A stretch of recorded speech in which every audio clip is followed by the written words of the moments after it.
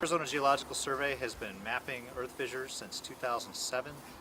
We're currently up to 27 study areas and about 170 miles of mapped earth fissures.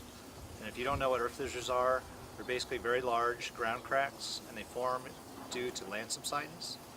Land subsidence is basically whole valleys or large areas of land that sink. In Arizona, most of the sinking is a result of groundwater pumping. So large agricultural areas. In the early 1900s, we pumped a lot of groundwater out, and some parts of Arizona have sunk. The ground has sunk. And one of these side effects of sinking is earth fissures. They tend to form around the edges of the valleys. They can be very large features and appear suddenly.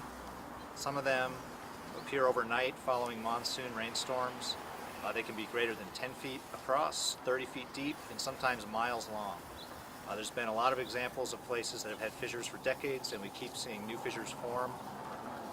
So one of the things that we're doing at the AZGS is we continue to monitor and map these features and update our maps as needed. One of the areas that you can see all of our mapping is on the hazard viewer, which is available on our website. We also work closely with other state agencies like the Arizona Department of Water Resources, who monitors land subsidence. So we're able to work with them and see areas that are continuing to have land subsidence and possibly new fissures. So if you have any questions or concerns, please contact us or go online to our webpage and check out the hazard viewer.